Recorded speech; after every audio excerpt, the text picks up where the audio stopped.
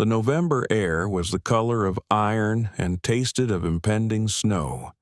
It bit at Richard's exposed skin, a cold, impartial cruelty that felt like a footnote to the main event. He stood on the bluestone steps of the house he had built with his own 2 hands, a stranger at his own front door. Across the threshold, his son, Alex, stood like a sentinel guarding a newly conquered fortress. Alex was a portrait of modern success, sculpted by ambition and tailored in expensive wool. His face, usually a mask of charming corporate confidence, was now tight and hard, the muscles in his jaw working.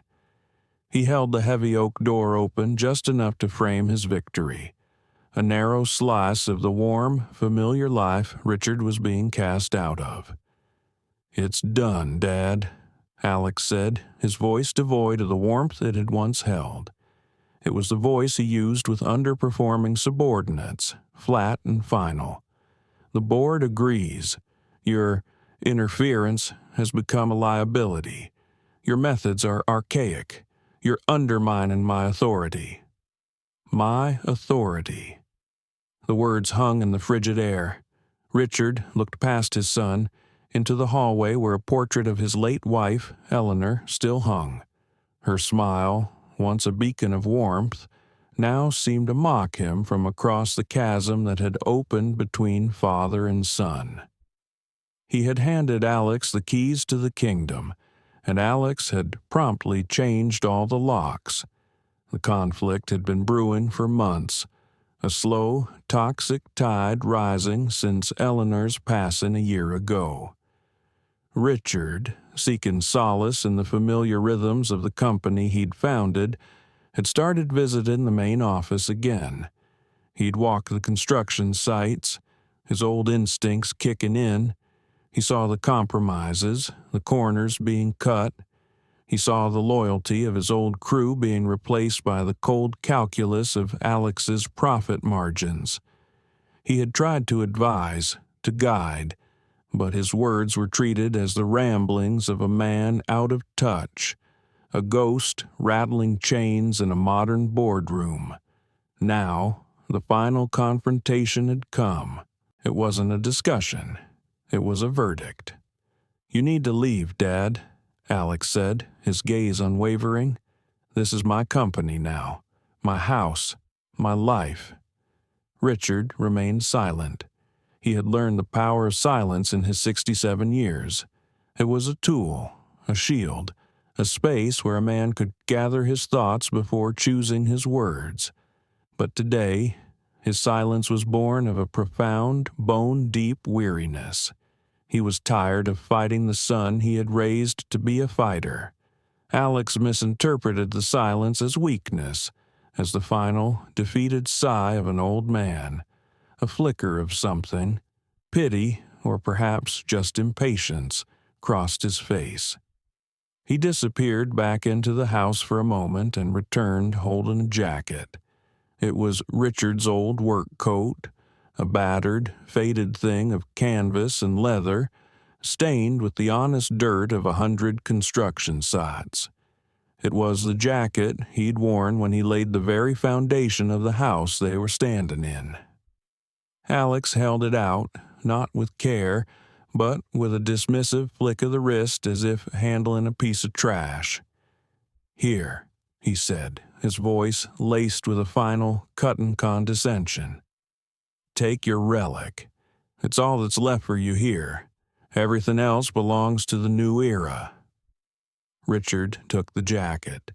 The familiar weight of it in his hands was a strange comfort, a connection to a past his son was so eager to erase. He said nothing. He simply looked at Alex, at the son whose first steps he had witnessed, whose first bicycle he had assembled, whose college tuition he had paid with the sweat of his brow. He saw no recognition in his son's eyes, no flicker of shared history. He saw only a stranger, a conqueror standing on the ramparts of his new empire. Slowly, deliberately, Richard slipped his arms into the old jacket. It settled on his shoulders like a familiar embrace. He zipped it up, the sound of the heavy brass zipper loud in the cold, still air. His face was a mask of calm, revealing nothing of the storm raging within him. He did not beg. He did not argue. He did not rage. He knew something Alex didn't. He knew that this jacket, this relic tossed to him as a final insult, was not a symbol of his defeat. It was his arsenal. Tucked into a hidden pocket, sewn into the worn flannel lining with Eleanor's own thread years ago, was a slim oilskin pouch. And inside that pouch lay a set of documents, original, notarized, and legally ironclad, that held the true power of Stone Ridge construction. They were the foundation, the bedrock upon which the entire company was built, and they were the dynamite that could, with a single phone call, turn Alex's glittering new empire into a pile of dust and debt. Richard met his son's cold, triumphant gaze one last time. He gave a slight, almost imperceptible nod, a gesture not of surrender but of acknowledgement. The game had been set. The pieces were in motion. He turned without a word and walked down the bluestone steps, his back straight, his shoulders squared under the familiar weight of his old jacket. The heavy oak door clicked shut behind him, a sound of absolute finality. As he walked down the street, the first flakes of snow beginning to drift from the iron-gray sky, Richard felt not the chill of exile, but the cold, clean fire of a war he had long prepared for and was now, finally, ready to begin. As Richard walked, the rhythmic crunch of his boots on the gravel shoulder of the road was a metronome marking the passage of years.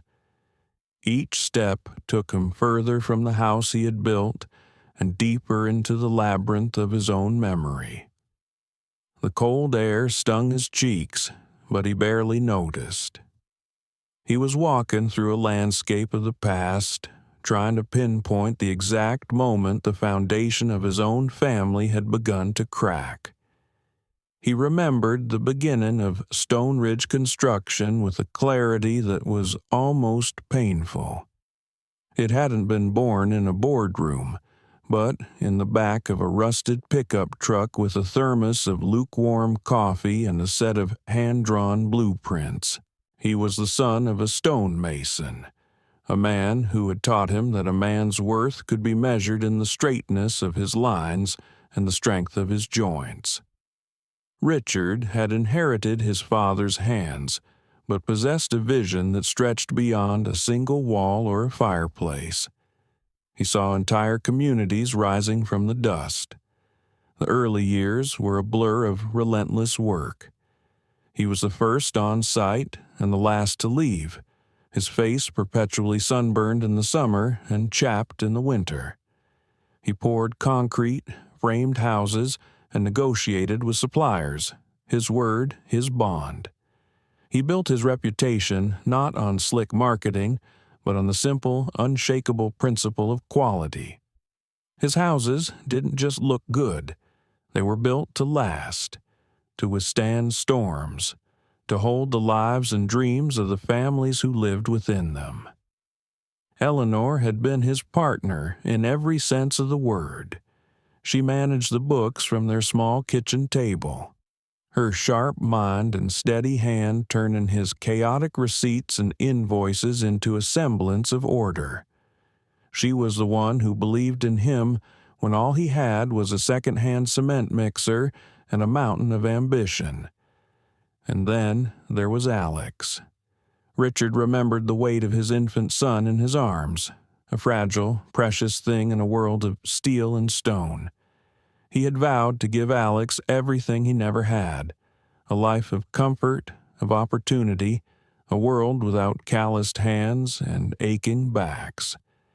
He brought Alex to the construction sites as soon as he could walk, not to put him to work, but to show him what it meant to build something real.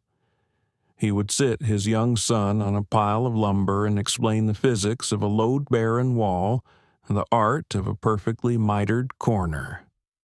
"Look, son," he'd say, his voice filled with a quiet passion. "This isn't just wood and nails. This is a home. This is where a family will be safe." But even then, Richard could see a difference in his son's eyes. Alex wasn't interested in the grain of the wood or the integrity of the foundation. He was captivated by the scale of the project, the sight of the cranes lifting steel beams against the sky, the sheer size and power of it all. He wasn't interested in the craft. He was interested in the empire. As Alex grew, the divergence became more pronounced. Richard sent him to the best schools, hoping to give him the formal education he himself lacked.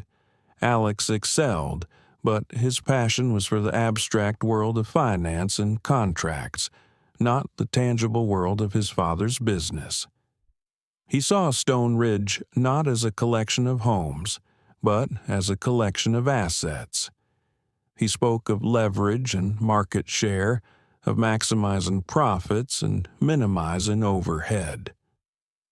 When Alex joined the company after college, Richard made him start at the bottom, sweeping floors and hauling drywall. He had hoped it would instill in him a respect for the labor that was the lifeblood of the company. Instead, Alex saw it as a humiliating rite of passage to be endured, not a lesson to be learned. He was impatient, eager to climb the ladder, to get to the real work of making deals in an air-conditioned office. The first true alarm bell had rung about 5 years ago. Richard, wanting to slow down and spend more time with Eleanor, whose health was beginning to fail, made the decision to name Alex as CEO. He remembered the conversation vividly. They were in his study, the room filled with the scent of old leather and blueprints. "You have to remember, Alex," Richard had said, his hand resting on his son's shoulder. "Our name is on every house we build. That means something. It means we don't cut corners. It means we stand by our work." "I know, Dad," Alex had replied, his eyes already gleaming with the thrill of his new title. "Don't worry. I'll make you proud. I'll take this company to the next level." But Alex's next level was a place Richard didn't recognize. After Eleanor's death, when Richard was adrift in his grief, Alex began to make his moves. Richard, visiting the office for a sense of normalcy, started to notice the changes. The trusted, local lumber supplier had been replaced by a cheaper, overseas conglomerate.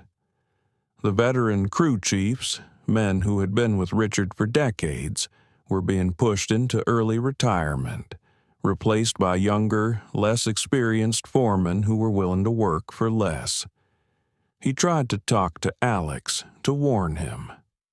"You're sacrificing quality for margin, son," he'd said one afternoon, holding up a sample of the new, flimsier drywall Alex had approved. "This stuff won't last. A house built with this isn't a Stone Ridge house." Alex had looked at him with a weary, patronizing smile. "Dad, the market has changed. People want affordability. They don't care about the thickness of the drywall. They care about granite countertops and stainless steel appliances. You have to adapt." It was then that Richard realized he had not raised an apprentice. He had raised a successor who saw his life's work not as a legacy to be preserved, but as a brand to be exploited. The foundation he had so carefully laid was being systematically undermined, not by competitors, but by his own son. The architect had been replaced by a marketer, and the soul of Stone Ridge construction was being sold off, one cheap fixture at a time. He stopped walking, the snow now falling in thick, wet flakes around him. He stood under the dim glow of a street lamp, the cold seeping into his bones. He had given his son a kingdom built on rock, and Alex, in his arrogant haste, was rebuilding it on sand. And Richard knew, with the grim certainty of a master builder, that when the storm came, a house built on sand could not possibly stand. The oilskin pouch inside Richard's jacket was thin and unassuming, its surface softened with age. To an outsider, it might have contained fishing licenses or old receipts, but to Richard, it was the master key to his entire empire, the silent, legal counter-narrative to the story Alex believed he was writing. This was not a simple collection of incriminating documents. It was the architectural blueprint of his son's downfall. The idea had come to him slowly, not as a single brilliant stroke, but as a series of quiet, defensive maneuvers. It began the year after Eleanor's death, when he first saw the rot setting in at Stone Ridge. He watched Alex charm the board with presentations full of hockey stick growth charts and buzzwords like synergy and disruption, all while systematically replacing quality with cheap, profitable substitutes. Richard knew that a direct confrontation would be useless. Alex was the new king, and the board, mesmerized by the short-term profits, saw Richard as a relic. So, Richard had begun to build his ark. He started by quietly establishing a series of small, independent holding companies. They had innocuous names: Bedrock Holdings, Keystone Assets, Cornerstone Leasing. On paper, they were completely unaffiliated with Stone Ridge Construction. They were managed by a discreet law firm in a neighboring state, their ownership structure a labyrinth of legal firewalls that led, ultimately and invisibly, back to him. Then he began the painstaking process of transferring the true value of his life's work. The most crucial assets of Stone Ridge were not the brand name or the current building contracts. They were the tangible, hard-won tools of the trade. The fleet of heavy machinery, the bulldozers, the excavators, the cranes, was the first to be moved. Over several months, through a series of quiet internal sales, Richard transferred the ownership of every significant piece of equipment from Stone Ridge Construction to Cornerstone Leasing. Alex, focused on the glamour of deal-making, saw these transactions as mere balance sheet optimizations, a way to reduce the company's taxable assets. He signed the paperwork without a second thought, never questioning why his father was so interested in these boring administrative details. Next came the intellectual property.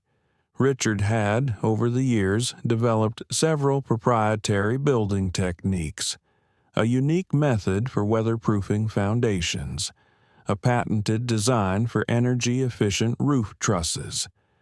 These were the secret ingredients that had set Stone Ridge apart.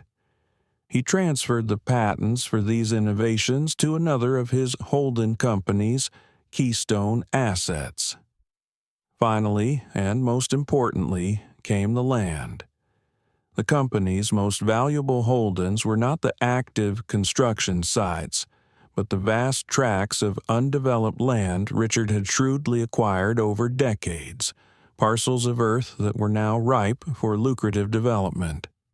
He moved the deeds for these properties to Bedrock Holdings. What was left for Alex to control was, in essence, a hollow shell. He was the CEO of Stone Ridge Construction, a company that now owned little more than its own brand name, some office furniture, and a handful of ongoing, low-margin construction contracts. It was a company that was entirely dependent on other entities for its core operational needs. And this was the genius of Richard's plan. He had created a system of dependence. Stone Ridge Construction was now a tenant in its own empire. It had to lease its own equipment from Cornerstone Leasing. It had to pay licensing fees for its own building technologies from Keystone Assets. It had to purchase land for its new projects from Bedrock Holdings. While Richard was at the helm, these were mere formalities. He never sent an invoice. He never collected a payment. The debt was allowed to accumulate silently, a vast, invisible ledger of obligations that existed only on paper, locked away in his lawyer's office. The documents in the oilskin pouch were the final, devastating piece of this puzzle. They were not just copies. They were the original, notarized promissory notes and personal guarantees that underpinned this entire structure. One set of documents detailed the massive, accumulating debt Stone Ridge owed to his holding companies, a debt that, by his calculation, now exceeded the company's liquid assets by a significant margin. At any moment, he could call in that debt, and the company would be instantly, irrevocably bankrupt. The other set of documents was even more powerful. They were the original partnership agreements and loan guarantees he had made with his oldest, most trusted suppliers and subcontractors in the early days. These were men who had extended him credit based not on a corporate balance sheet, but on a handshake and his personal word. The agreements stipulated that their loyalty and favorable terms were tied to him, Richard, not to the corporate entity of Stone Ridge. A clause, buried deep in the legal text, gave him the right to declare Stone Ridge in breach of these agreements if he was ever removed from his role as a guiding partner. Alex, in his arrogant purge of the old guard, had no idea that he was not just firing employees. He was triggering the tripwires of his own destruction. Richard paused his walking, leaning against the cold brick of a downtown building. The snow was falling harder now, melting on the warm leather of his jacket. He felt the thin bulge of the pouch against his ribs. It was his secret ledger, his silent army. Alex thought he had exiled a powerless old man. He had no idea he had just armed a king. Richard did not go to a hotel. He did not go to a lawyer's office. He went to a place that smelled of sawdust, stale coffee, and honest labor, the small, cluttered workshop behind Sam Kowalski's house.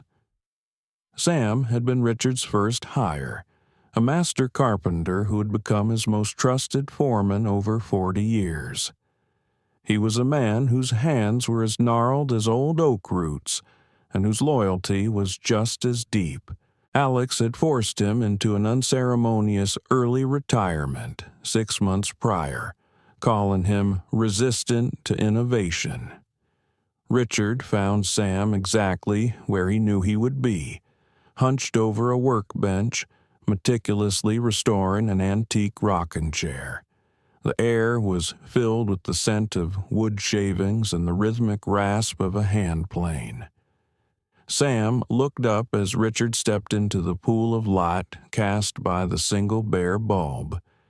He saw the old work jacket, the weariness in his friend's eyes, and the absence of a car in the driveway. He put down his tool without a word, his face a mask of grim understanding. "He finally did it, didn't he?" Sam said. It wasn't a question. "He did," Richard replied, his voice quiet. Sam wiped his hands on a rag, his movements slow and deliberate. "Coffee's on." They sat in Sam's small, warm kitchen, the restored rocking chair standing like a silent witness in the corner. Richard didn't need to recount the details of his humiliation. Sam knew Alex. He had seen the change in him, the cold ambition that had eclipsed his humanity. Richard didn't ask for pity or help. He simply unzipped his jacket, took out the oilskin pouch, and laid the documents on the worn linoleum table. He explained the structure he had built, the holding companies, the ownership of the assets, the accumulating debt. He spoke calmly, factually, like an architect explaining a blueprint.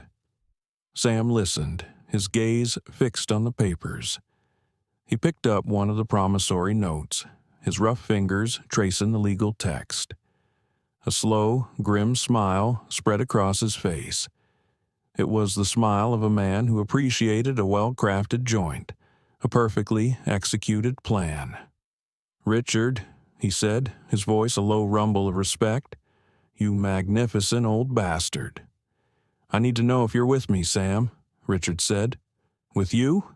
Sam laughed, a short, sharp bark. "Richard, the day that boy fired me, I told him he was tearing the heart out of the company. He told me the heart was an inefficient organ. There are 24 men, good men, carpenters, electricians, plumbers, who he pushed out just like me. They're not just loyal to you, Richard. They're angry. You just tell us what you need." That meeting was the first spark. From Sam's kitchen, the fire began to spread. The next day, Richard, using a new, untraceable phone Sam provided, began to make calls. His next visit was to Maria Flores, the company's head bookkeeper for 30 years. Alex had replaced her with a young, slick accounting firm that specialized in aggressive tax strategies. Maria, a woman who could spot a padded invoice from 100 paces, had been heartbroken, not just by the loss of her job, but by the loss of the company's integrity. Richard met her at a quiet diner on the outskirts of town. He showed her the same documents. Her reaction was different from Sam's. It was a quiet, simmering fury. "I knew it," she whispered, her finger tracing a column of figures in the secret ledger. "I saw the discrepancies, the leasing fees that were never paid. I tried to ask Alex about them, and he told me it was legacy accounting that was being phased out. He treated me like a fool." "I need your help, Maria," Richard said.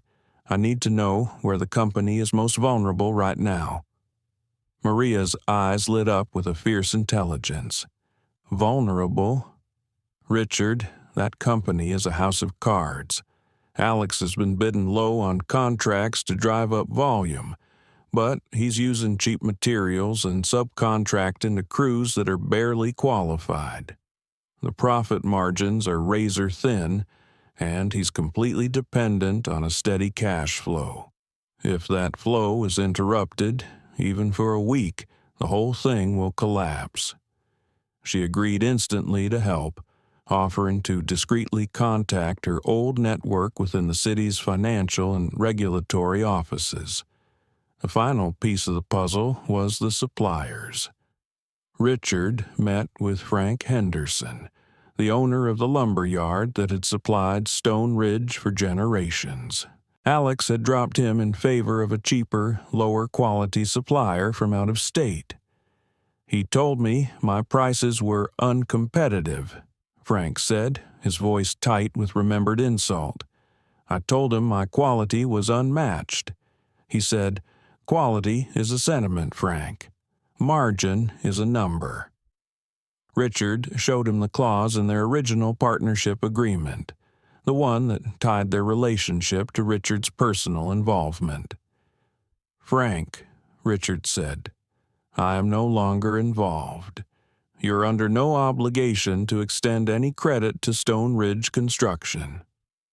Frank Henderson looked at the document, then at Richard. "Richard," he said, "you tell me when. My trucks will stop rolling that same day." Within a week, Richard had assembled his silent army. It was a network built not on contracts and corporate structures, but on decades of shared history, mutual respect, and a common sense of betrayal. Sam had his crew of master craftsmen, ready to highlight every flaw in the work of Alex's cheap subcontractors. Maria had her network of financial insiders, ready to flag any irregularities, and Frank, along with a dozen other local suppliers, was ready to turn off the spigot of materials that kept Alex's projects alive. They were the old guard, the heart of the company that Alex had so carelessly excised, and they were all waiting, patiently, for the signal from their true commander. Richard, sitting in the quiet of Sam's guest room, felt a sense of power he hadn't felt in years. It was not the power of a CEO or a wealthy man. It was the power of a leader whose loyalty was returned in kind. The stage was set. It was time for the unraveling to begin. The first tremor was almost imperceptible. It arrived on Alex's desk on a Tuesday morning, a single, crisp letter from a law firm he didn't recognize. It was a formal demand for payment from a company called Cornerstone Leasing for the outstanding balance on the lease of 3 excavators. The amount was significant, but not catastrophic. Alex stared at the letter, annoyed. He buzzed his new, impeccably organized assistant. "Find out who these Cornerstone people are," he snapped. "Probably some accounting error from the old system. Just pay it and make it go away." He dismissed it as a piece of administrative clutter, a ghost from his father's inefficient past.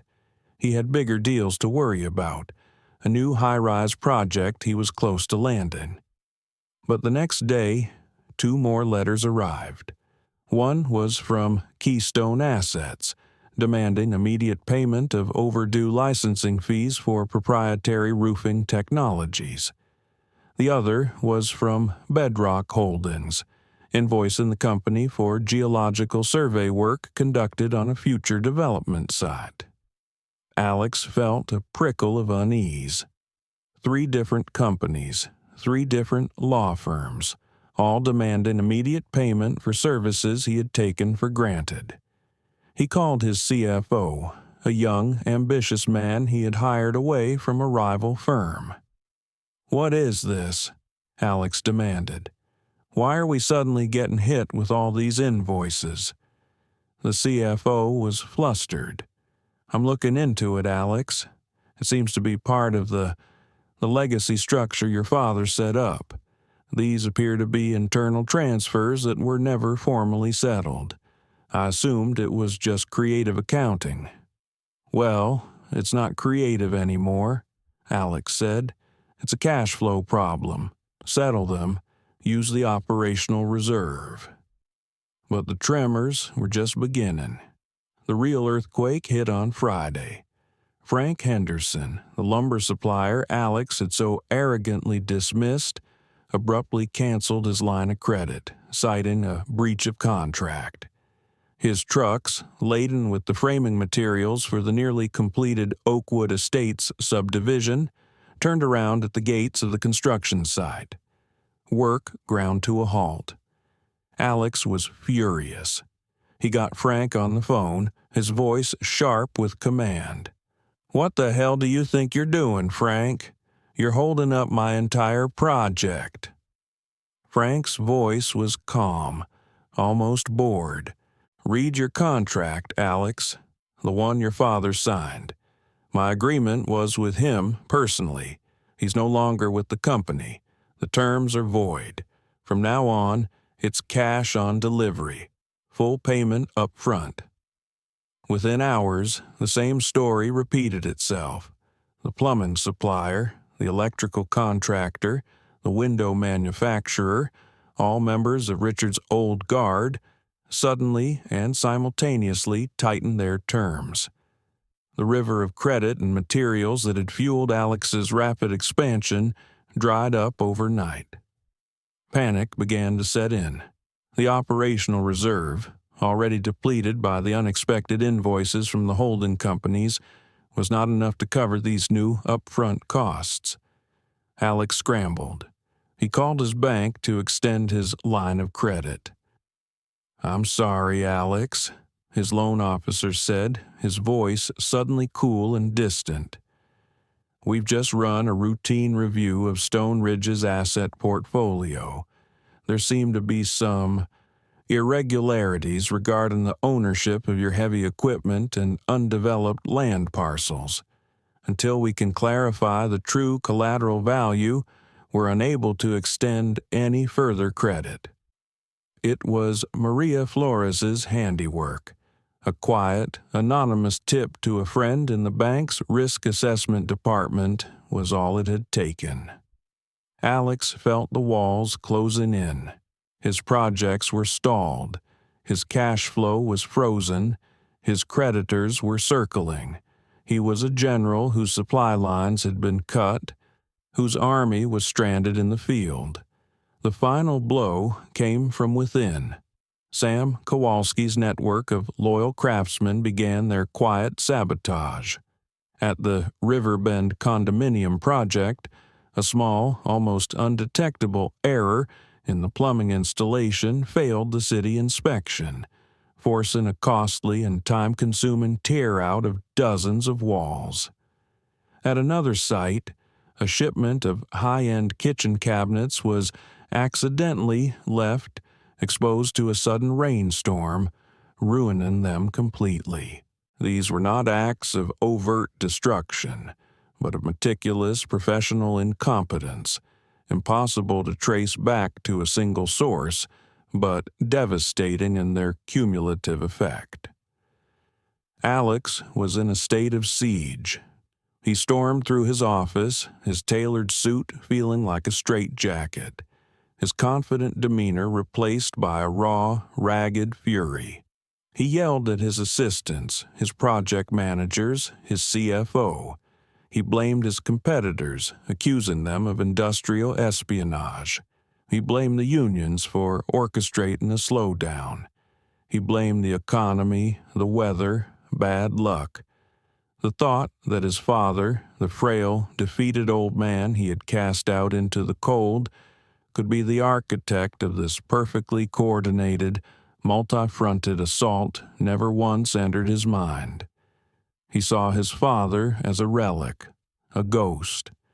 He had no idea that the ghost was now a general, commanding a loyal army from the shadows, patiently watching as the house of cards his son had built began to sway, preparing to fall. For 2 weeks, Alex lived in a state of escalating panic. He was a man trying to plug a dozen leaks in a sinking ship with his bare hands. He spent his days on the phone, alternately pleading with and threatening suppliers, his nights poring over spreadsheets that showed a terrifying flow of red ink. The confidence that had been his armor had been stripped away, leaving him exposed and raw. He had lost control, and the realization was eating him alive. He managed to secure a small, high-interest loan from a secondary lender, just enough to get the lumber flowing back to the Oakwood Estates project. But it was a temporary fix, a bandage on a mortal wound. The delays had already damaged his reputation, and the whispers had begun among his clients and investors. Stone Ridge, once the gold standard of reliability, was starting to look shaky. He still had no idea who was behind the coordinated attack. His paranoia grew, and he saw enemies in every shadow. He hired a private investigator to look into his competitors, convinced that one of them was orchestrating his downfall. The investigator, of course, found nothing. The enemy was not outside the gates. He was the very foundation upon which the gates were built. Richard, from the quiet command center of Sam's guest room, watched his son's frantic thrashing with a grim, detached patience. He received daily updates from his network.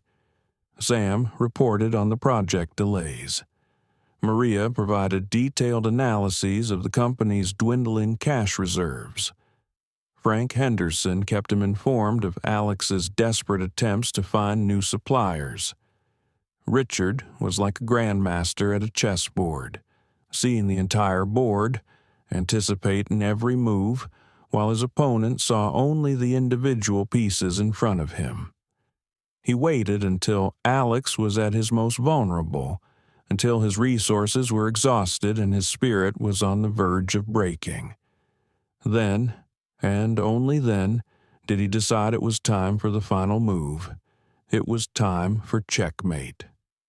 The final blow was not a letter from a small, unknown holding company. It was a thick, heavy envelope delivered by a court courier to Alex's office.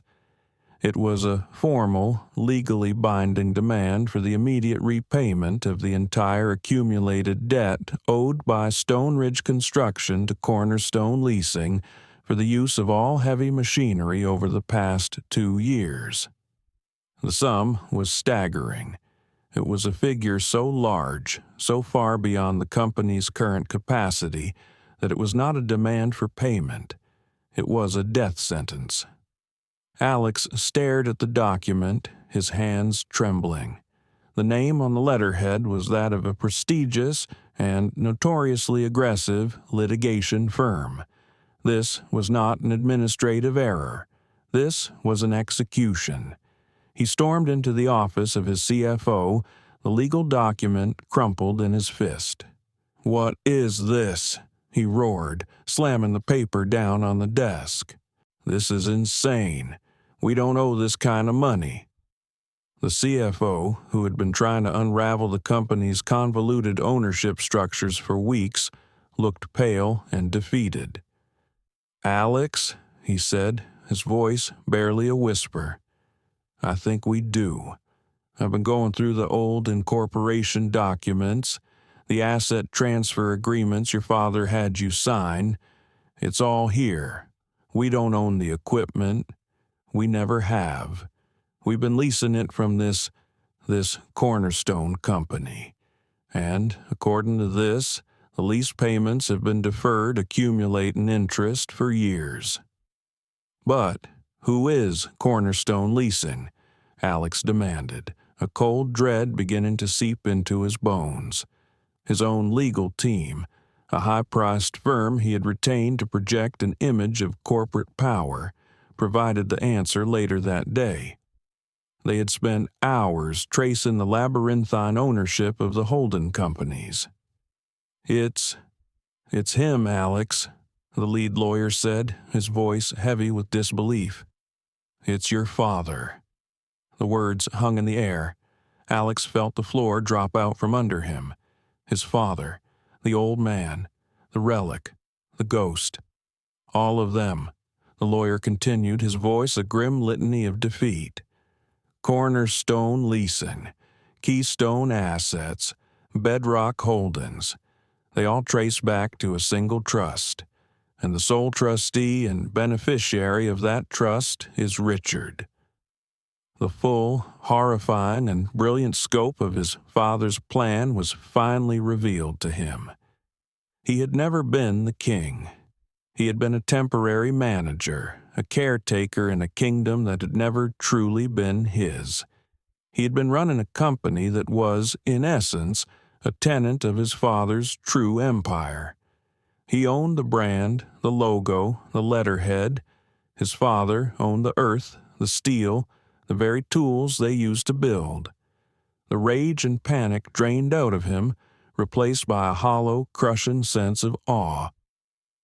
He had been so busy admiring his own reflection in the glass of the corporate tower that he had never bothered to check who owned the building. His phone rang. It was his father's lawyer. The voice was calm, professional, and utterly implacable. "Mr. Alex," the lawyer said, "my client, Mr. Richard, has instructed me to inform you that you have 48 hours to respond to the payment demand. If the full amount is not transferred by then, we will be forced to file for involuntary bankruptcy and begin proceedings to liquidate all of Stone Ridge Construction's remaining assets to satisfy the debt."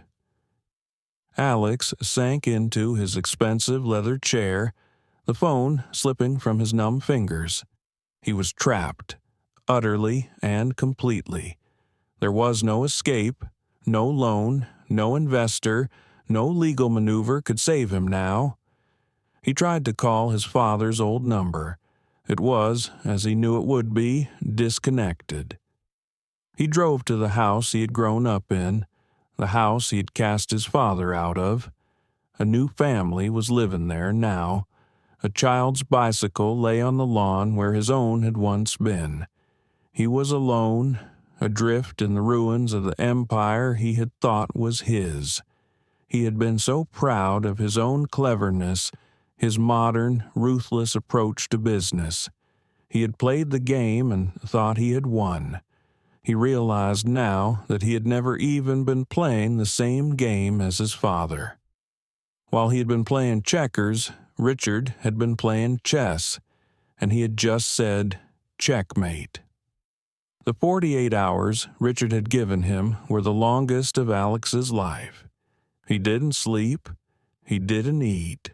He sat in his silent, opulent office, the lights of the city glittering below him like a mocking constellation of all the things he was about to lose.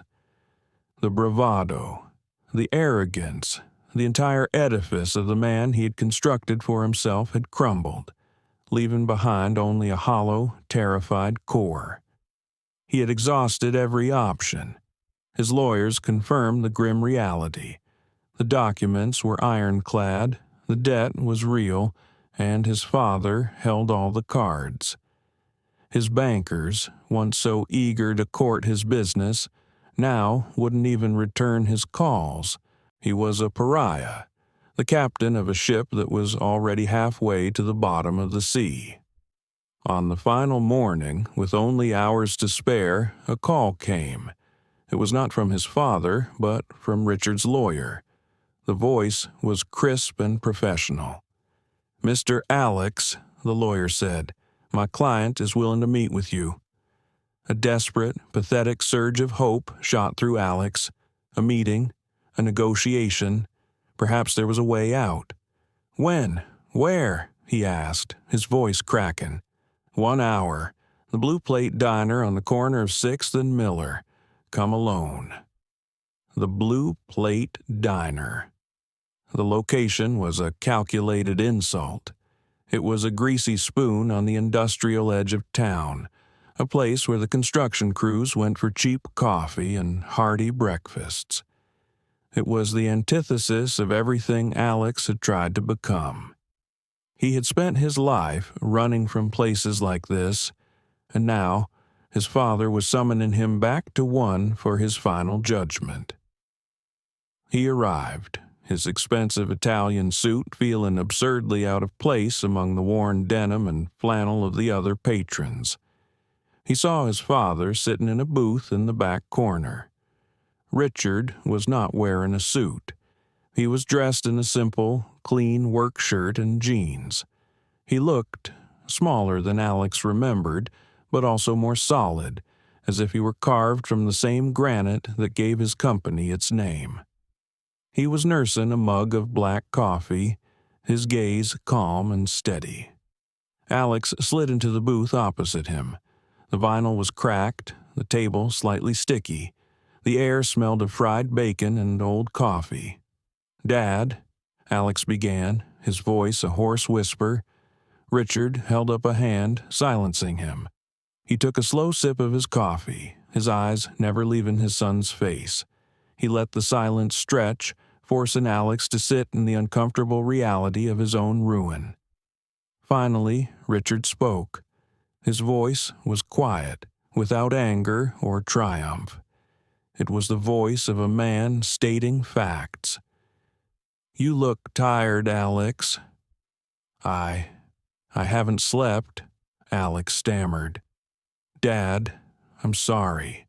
I was wrong. I was a fool. I'll do anything. I'll give you the house back, the company, everything. Just don't do this. Don't destroy it all." He was babbling, the words tumbling out in a desperate, incoherent plea. He began to cry, silent, humiliating tears tracking through the stubble on his cheeks. Richard watched him, his expression unreadable. He had imagined this moment for months. He had thought he would feel a surge of victory, of righteous satisfaction. Instead, he felt only a profound, weary sadness. He was looking at the wreckage of his own son. "It's already destroyed, Alex," Richard said softly. "You destroyed it. You took a company built on trust and quality, and you hollowed it out. You replaced a foundation of rock with a foundation of greed. This was always going to happen. I just sped up the process." "But we can rebuild it," Alex insisted. "Together, like it used to be."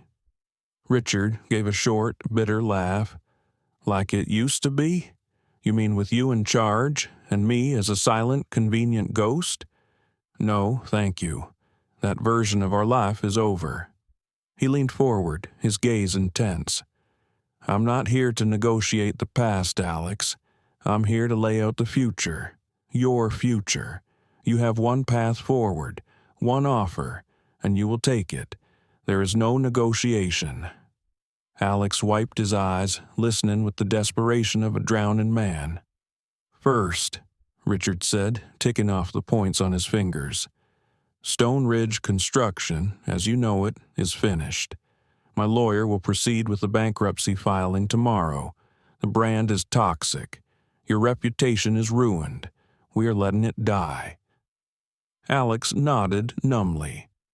"Second," Richard continued, "you will personally draft a letter of apology to every single man I was forced to let go because of your innovations. Sam Kowalski, Maria Flores, Frank Henderson, and all the others. You will admit your arrogance and your disrespect. You will ask for their forgiveness, and you will offer them full financial compensation for their lost wages and benefits, which will be paid from a fund I have set up." "Okay," Alex whispered. "Third," Richard's voice grew harder, "I am starting a new company. It will be built on the assets I retained. It will be built on the old principles: quality, integrity, and a man's word. It will be called Eleanor's Legacy Construction, in honor of your mother, a woman whose values you so thoroughly abandoned." He paused, letting the weight of the name settle on his son. "And here's my offer to you, Alex. I'm offering you a job." A flicker of hope returned to Alex's eyes. "A job, a way back in. I am offering you the position of assistant project manager," Richard said, his voice flat and unforgiving. "You will report directly to Sam Kowalski. You will be on site at 6 a.m. every morning. You will wear a hard hat, not a tailored suit. You will learn how to read a blueprint, how to pour a foundation, how to treat the men who do the real work with the respect they deserve. You will start from the absolute bottom. You will earn a journeyman's wage and nothing more. You will learn the business not from a spreadsheet, but from the mud and the dust and the sweat. And maybe, after a few years, if you prove yourself, if you show me that you have learned humility, then we can talk about your future." He leaned back in the booth. "That is the offer. There is no other. You have until I finish this cup of coffee to accept. If you refuse, my lawyer proceeds with the bankruptcy, and I will also press charges against you for corporate fraud. You will lose everything, and you will likely go to prison." Richard picked up his coffee mug. The diner was quiet. The only sounds the clatter of dishes from the kitchen and the low murmur of conversation from the other booths. Alex stared at his father, at the man he had so profoundly underestimated. He had been offered not a lifeline, but a pickaxe, a chance not to reclaim his throne, but to start digging a new foundation for his own life, from the bedrock up. Richard took a slow, deliberate sip of his coffee. The choice was his: ruin or redemption. Alex didn't need until the end of the coffee. The fight had gone out of him, replaced by the cold, clear understanding of his own defeat. There was no other path. Every other road led to ruin. "I accept," he said, his voice barely a whisper. The words tasted like ash in his mouth, but they were also the first honest words he had spoken in years. Richard simply nodded, took one last sip from his mug, and placed it on the table. He stood up, left a $10 bill for the coffee, and walked out of the diner without looking back. The deal was done. The weeks that followed were a brutal education for Alex. The public bankruptcy of Stone Ridge Construction was a swift, humiliating affair, a brief, sensational story in the city's business journal. His name, once synonymous with aggressive, modern success, was now synonymous with failure. His fair-weather friends disappeared. His wife, who had married the CEO, not the man, quietly filed for divorce. His world, the glittering, superficial world he had prized above all else, dissolved around him. On a cold Monday morning, he reported for his first day of work at Eleanor's Legacy Construction. He wore steel-toed boots and work jeans that felt like a costume. The site was a muddy lot on the edge of town, the future home of a small community center. Sam Kowalski was waiting for him. He didn't smile. He didn't offer a word of sympathy or gloating. He simply handed Alex a hard hat and a shovel. "The trench for the foundation needs to be cleared of debris," Sam said, his voice the same gravelly rumble it had always been. "Start there." And so Alex began. The work was grueling, mindless, and back-breaking. His hands, accustomed to the smooth surface of a smartphone, were raw and blistered by the end of the first day. His body, softened by years of sedentary, corporate life, ached in places he didn't know he had. He was no longer the man who gave orders. He was the man who took them, often from men he had once considered his inferiors. He saw his father only from a distance. Richard would visit the sites occasionally, not to supervise, but to talk with the crew, to inspect the quality of the work. His presence a quiet, constant reminder of the standards that were now, once again, absolute. He never spoke directly to Alex. He would nod, a brief, neutral acknowledgement, and then move on. The distance was a wall, and Alex knew he would have to tear it down with his own two hands, one day of honest labor at a time. The change in him was not sudden. It was a slow, painful erosion of his old self. Humility did not come naturally. There were days he wanted to quit, to scream, to rage against the injustice of it all. But every morning he got up and went back to the site. He learned to listen. He learned to respect the skill of the men around him. He learned the difference between the cost of a material and its value. He started to see the beauty not in the finished building, but in the integrity of its foundation. 1 year passed, then 2. Alex was no longer an assistant. He was a competent project manager, respected by the crew not for his name, but for his work ethic and his newfound understanding of the craft. He and Sam had developed a grudging, professional respect for one another. The new company, Eleanor's Legacy, thrived. It grew slowly, steadily, its reputation for quality and integrity spreading by word of mouth. Richard remained the owner, but he created a board of directors composed of his most trusted old allies, Sam, Maria, Frank Henderson.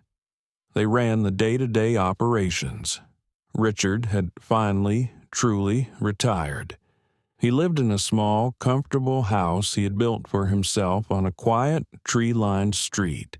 He spent his days in his workshop, building furniture, not for profit, but for the simple joy of creation. One Saturday afternoon, Alex showed up at his father's workshop unannounced. He was no longer wearing a suit or work clothes, just a simple shirt and jeans. He looked older, leaner, the arrogance in his eyes replaced by a quiet, steady calm. He didn't say anything at first, just watched his father work the wood on a lathe. "That's a beautiful piece," Alex said finally. "It's a cradle," Richard replied without looking up, "for Sam's first grandchild." They stood in a comfortable silence for a few moments. "I wanted to thank you," Alex said. Richard turned off the lathe and looked at his son. "For what? For taking everything from you?" "No," Alex said, shaking his head.